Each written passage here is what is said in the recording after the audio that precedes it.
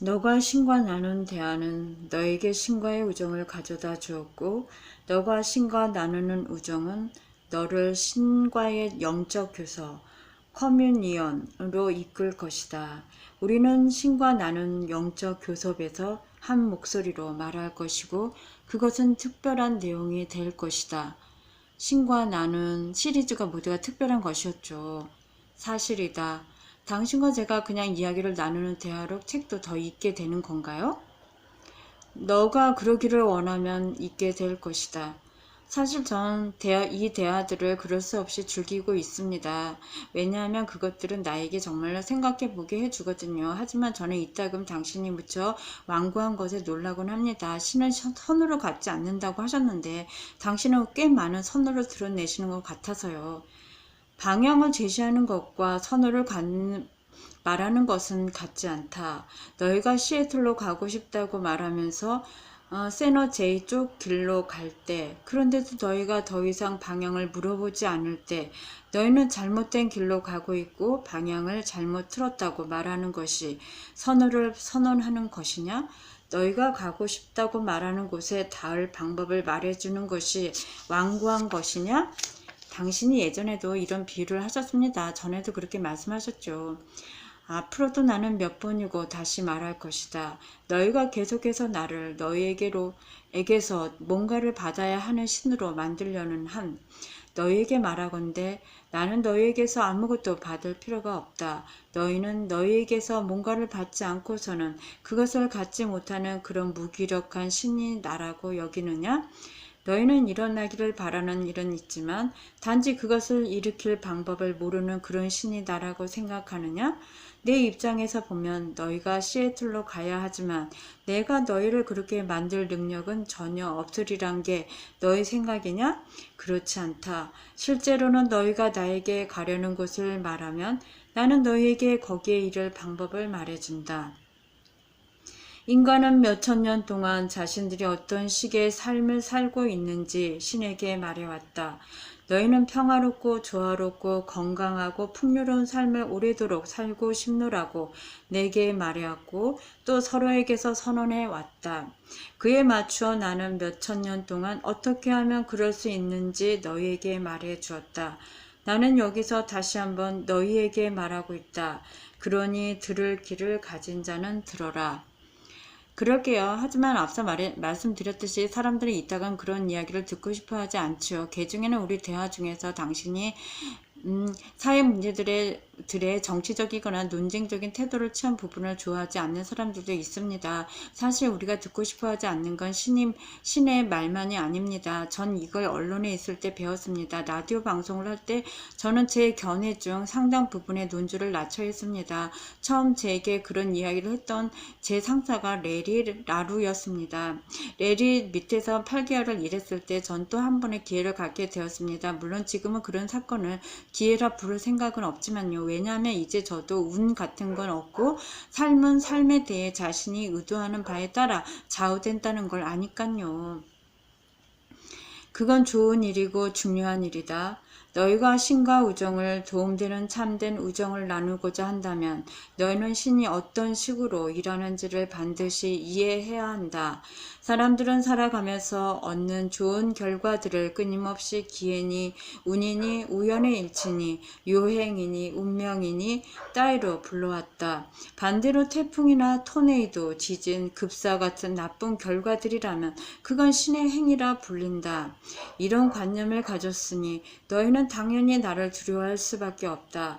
너희의 문화 전체가 이런 관념을 뒷받침하고 있다. 그것은 너희의 온갖 말들과 그것들을 말하는 방법 속에 반영되어 있고 너희의 어법 어디에나 들어있다. 이제 내가 말하노니 너희가 좋은 일이라도 일컫는 것들 역시 신의 행위다. 어떤 두 사람도 우연히 만나지 않으며 어떤 일도 어쩌다 보니 일어나지 않는다. 너는 어쩌다 보니 운이 좋아서 레리가 거기 앉아 있었다고 생각하느냐?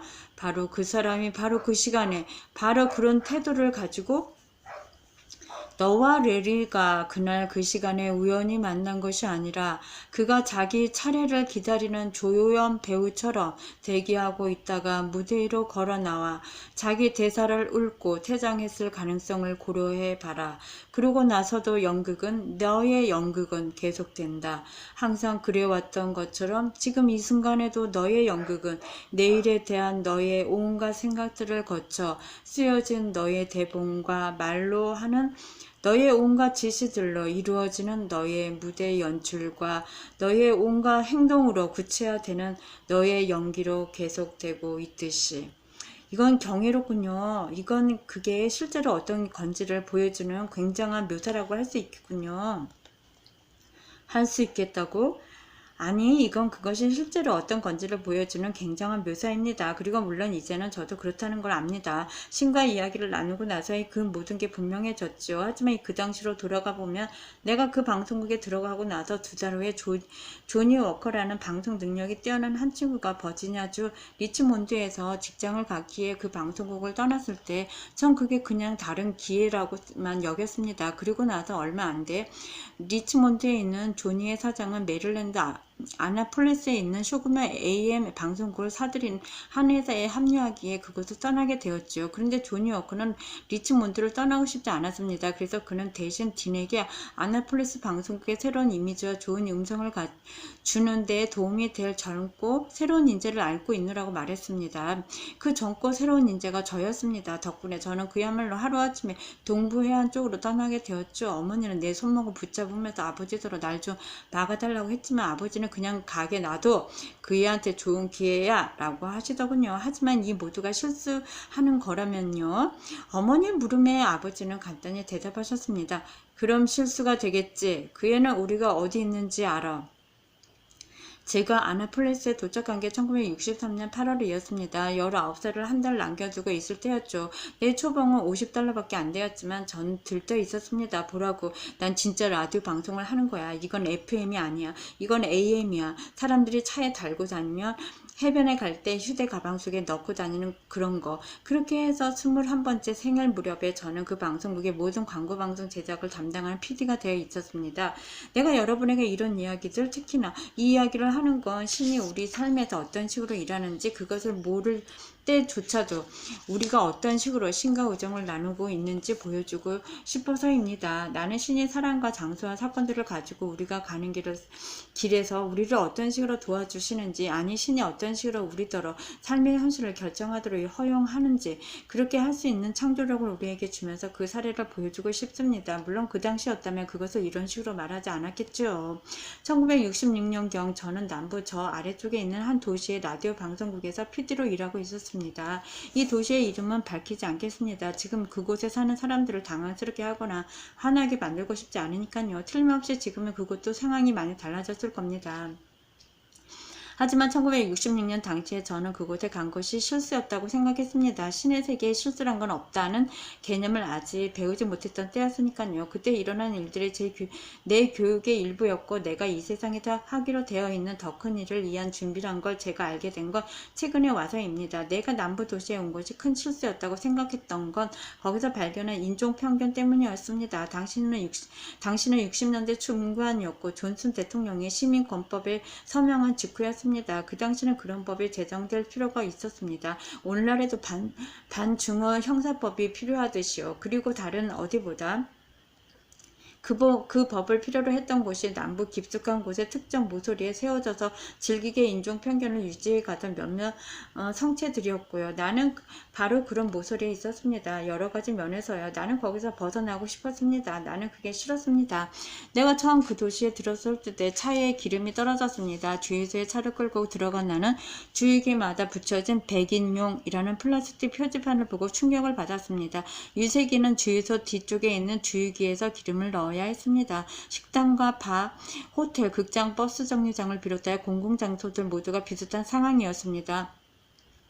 밀워키 출신인 나로서는 그런 상황을 한 번도 만난 적이 없었습니다. 물론 밀워키나 북부의 여타 도시들이라고 인종편견에서 자유로웠던 건 아닙니다. 하지만 그토록 노골적으로 한쪽 범주의 사람들을 이류 시민으로 차별하는 상황을 만난 적은 없었지요. 그럼 말하지만 나는 사회 전체가 그렇게 해도 상관없다고 동의하는 곳에 살지는 않았던 거죠. 사태는 갈수록 나빠져서 갔습니다. 새로 알게 된 사람 집에 저녁 식사 초대를 받아 간 적이 있는데 그때 나는 도처에서 직면하고 있던 인종적 태도에 대해 물어보는 실수를 범하고 말았습니다. 나로서는 뼈대 있는 가문에 교양 있는 그 주인 부부가 내게 뭔가 통찰력을 줄지도 모른다고 여겼거든요. 물론 나는 약간의 통찰력을 얻었습니다. 내가 예상했던 그런 종류는 아니었지만요. 토마스라는 이름의 늙은 흑인 하인이 다시 채워준 와인잔을 뻣뻣하게 치켜준 주인집은 어색한 웃음을 지으면서 점잠 빼듯 천천히 입을 열었습니다. 아, 예. 하지만 내 새 친구여, 너무 그렇게 우리에게 매몰찬 평가를 내리지 마시기를. 보다시피 우리는 우리의 유색 이웃들에게 정말 친근감을 느끼죠. 그럼요. 우린 그래요. 왜냐고요? 우린 그 사람들을 가족의 일원으로 여기니깐요. 그는 토마스에게 얼굴을 돌렸습니다. 이봐, 내 말이 맞지 않는가? 나는 즐겁을 했습니다. 그 사람은 자신이 뭘 하고 있는지조차 모르더군요. 하지만 토마스는 그렇게 무심하지 않았습니다. 그건 사실입니다, 주인님. 그건 사실이에요. 라고 속삭이더니 조용히 방에서 나갔습니다. 요즘은 노골적인 부당함을 만나겠지만 우선 그쪽으로 가보고 봅니다. 거기서 달아나지 않고요. 무엇이 그런 부당함을 떠받치고 있는지 이해하고 또 그런 상황을 고치기 위해 내가 도울 일이 있는지 알아보려고요. 하지만 그 당시는 진실에 따라 행동하기는커녕 내 가슴이 뭐가 진실인지 판단하기 시작하던 그런 어린 시절이었죠. 그래서 나는 무조건 뛰쳐나오고 싶었습니다. 최악의 방식이었죠. 나로서는 그런 편협함을 도저히 용납할 수가 없었습니다. 나는 그런 수준의 편견을 요즘 소위 말하는 흑인 체험이란 걸 전혀 이해하지 못했습니다. 그냥 그 모든 것에서 벗어나기만을 바랬던 거죠. 나는 신에게 부르짖었습니다. 날 여기서 빼내줘요 라고요. 하지만 실제로 그렇게 빨리 떠나게 되리라고는 생각지 않았죠. 방송 일은 워낙 전문 분야라 일자리 찾기가 쉽지 않았으니까요. 나 자신도 어디서든 일하고 있는 것만으로 운이 좋은 거라고 생각하고 있었거든요. 물론 나는 그 당시 신의 우정에 의지하지 않았습니다. 그 시절만 해도 나는 여전히 신을 이따금은 기도에 답해주지만 이따금은 무시하는 존재로 또 내가 영혼의 죄를 짓고 죽기라도 하는 날에 필시 나를 가혹하게 벌할 존재를 여기고 있었습니다. 지금은 신이 기도마다 항상 답한다는 걸 알죠. 우리가 생각하고 말하고 행하는 모든 것이 기도여서 신에게서 응답을 받고 있다는 것도 알고요. 그러니 신은 얼마나 좋은 친구입니까? 하지만 60년대 중반 시절에 나는 이런 걸 이해하지 못했습니다. 그래서 솔직히 말하면 그 상황에서 기적이 벌어지리라고 기대하지도 않았죠. 그런 내게 기적이 일어났으니 내가 얼마나 놀랐는지 상상해 보십시오. 그것은 뜻밖에도 전혀 모르는 사람에게서 걸려온 전화였습니다. 그는 자신을 톰 펠드만으로 소개하더군요. 당신은 날 모르겠지만 나는 아나폴리스의 마빈 메르비스, 내가 전에 일하던 방송국 사장에게서 당신 이야기를 들었어. 난 몰티모어에 있는 우리 라디오 방송국에서 일해줄 피드를 찾는 중이요. 마빈 말로는 당신이 능력 있는 젊은이라던데 인터뷰하러 여기로 올라올 생각 없어? 나는 내가 듣고 있는 이야기를 믿을 수가 없었습니다. 놀리는 거요? 내 머릿속에서는 이런 고함이 터져나왔지만 나는 톰 펠드만에게 시간을 낼 수 있을 것 같습니다. 라고 말했습니다. 그러자 그가 이어서 말했습니다. 그런데 당신이 알아둬야 될 게 한 가지 있어. 여긴 직원 모두가 흑인인 방송국이요. 아, 그래. 나도 기억이 난다. 내가 재치 있는 편이었지. 그렇지 않느냐? 재치 있었다고요? 그건 철저한 공모였습니다. 볼티모어의 WEBB에 들어간 놀랍게도 나는 무엇보다 먼저 소위 말하는 야가 빠진 대도시에서조차 편견이라는 게 어떤 식으로 존재하는지 흑인들은 그걸 어떤 식으로 체험하는지 알게 됐죠. 그리고 남부 오지의 농촌 사람들보다야 대도시의 우리 태도가 어쨌든 더 낫다는 내 생각도 편견에 불과하다는 걸 알았고요. 나는 우리의 인종 태도 역시 전혀 나을 게 없다는 걸 발견했습니다. 하지만 내가 그걸 깨닫기 위해서는 흑인 체험에 깊숙이 몸담을 필요가 있었던 거죠. 남부 오지의 바깥에 있는 우리의 편견은 그냥 다르게 표현될 뿐이었습니다.